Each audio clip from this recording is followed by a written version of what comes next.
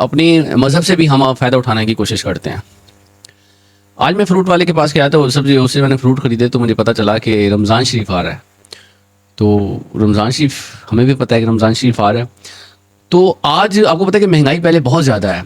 اتنی مہنگائی ہے کہ پہلے عوام اس مہنگائی کی چکی میں پس رہی ہے, لیکن اس مہنگائی کے ہونے کے باوجود بھی جو ہے ابھی رمضان شریف آ رہا ہے تو اس کے لیے تیار ہو جاؤ ذہنی طور پہ کہ بھئی رمضان شریف میں فروٹ کے ریٹ ڈبل ہونے شروع ہو چکے ہیں. کیلا کا ریٹ ہو گیا, سیب کا ہو گیا, جو بھی فروٹ ہے ایکس وائی زیڈ ان سب کے ریٹ ابھی بڑھ گئے ہیں اور رمضان شریف میں اس سے ڈبل ہو جائیں گے, کیونکہ ہم مسلمان ہیں, یہ مسلمان کنٹری ہے, اسلامی جمہوریہ پاکستان ہے, اور یہاں پہ ہمیں رمضان جہاں غیر مسلم کنٹری ہیں وہاں پہ رمضان شریف کے اندر مسلمانوں کو خاص ڈسکاؤنٹ دیا جاتا ہے, لیکن اسلامی جمہوریہ پاکستان کے اندر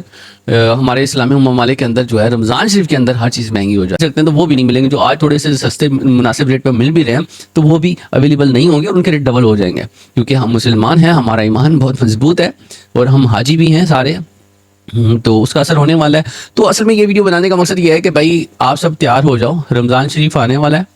رمضان شریف میں ہم روزے تو رکھیں گے, باتیں بھی کریں گے انشاءاللہ, لیکن یہ مہنگائی کا مقابلہ بھی آپ لوگوں نے کرنا ہے. اور کیونکہ ہمارے سیاستدانوں سے اور ہمارے جو ملک کے ادارے ہیں ان سے ہمیں کوئی امید نہیں ہے کہ انہوں نے کوئی سسٹم کو بہتر کرنا ہے. کہ کوئی سسٹم کب بنے گا جب تک کہ وہ حکومتیں ہی نہیں بنا پا رہے, ایک دوسرے کو مطمئن ہی نہیں کر پا رہے, ایک دوسرے کو کرسیاں تقسیم کرنے میں ہی لگے ہوئے ہیں اور اس میں بھی انہوں نے کوئی ابھی تک فیصلہ نہیں کر سکے. تو وہ عوام کے لیے کیا فیصلہ کریں گے اور مہنگائی میں عوام کو کیا ریلیف دیں گے, رمضان شریف کے اندر عوام کو کیا ریلیف دیں گے. تو میرے بھائیوں, میرے دوستوں, میرے پاکستانیوں, اس مہنگائی میں دکھ ہوتا ہے کہ ہم ایک اسلامی ملک میں ہوتے ہوئے بھی ہمیں ان سب سہولتوں سے محروم ہیں رمضان شریف کے اندر, اور ہم اپنے مسلمانوں کو بلیک میل کرتے ہیں. اسلام یار, اگر یہ رمضان شریف عبادتوں کا مہینہ, صرف نماز پڑھنا, روزہ رکھنا ہی سب عبادت نہیں ہوتی. اگر آپ فروٹ ان رمضان ایک مہینے کے اندر آپ اگر منافع نہیں کمائیں گے, ایک رمضان شریف کے اندر آپ منافع نہیں کماتے, کما لو یار, ہم یہ بھی نہیں کہتے کہ آپ منافع نہ کماؤ, آپ کا رائٹ بنتا ہے آپ کماؤ, لیکن یار جہاں روپیہ بچاتے ہو وہاں چار آنے بچا لو گے نا تو کوئی فرق نہیں پڑے گا. وہ اس میں آپ شاید ہو سکتا ہے کہ کوئی غریب بھی آپ کے فروٹ کھا کے روزہ رکھے, آپ کے فروٹ کھا کے روزہ کھولے, تو آپ کو اس کا بھی ثواب ملے گا. تو آخرت بھی بنا لو, دنیا تو حاجی صاحب بنا ہی رہے ہو آپ, لیکن آخرت کے لیے بھی کچھ سوچ لے. میری پاکستان کے سب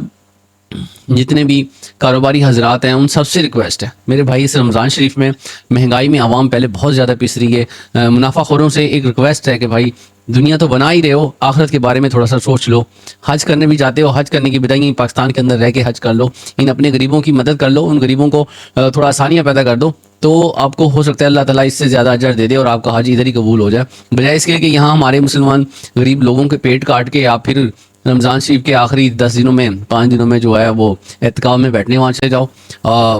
عمرہ کرنے, وہاں باتیں کرنے. اس سے بہتر ہے, میں تو یہی مشورہ دوں گا کہ میرے بھائی یہیں پہ حج کر لو, عمرہ کر لو, اپنی پاکستانی غریب عوام کی خدمت کر لو, ان سے منافع کام لو,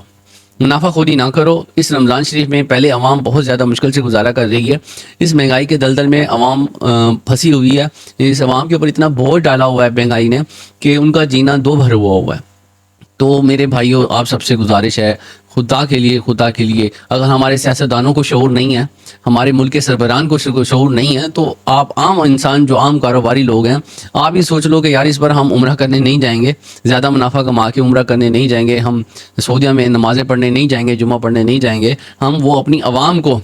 کم سے کم ریٹ پر چیزیں دیں گے تاکہ غریب بھی اچھے سے کھا کے روزہ رکھ سکے, اچھے سے کھا کے روزہ کھول سکے. ان کو بھی کچھ دے دو یار, وہ ہو سکتا ہے کہ کسی غریب کے دل سے دعائیں نکلیں, وہ آپ کو لگیں, آپ کے گھر پہ برکت ہو, آپ کی زندگی میں برکت ہو. پیسہ, دنیا, دولت سب ادھر رہ جانا ہے, ہم سب نے مر جانا ہے, آخرت میں کیا لے کے جائیں گے, سب ہاتھ خالی ہوتے ہیں.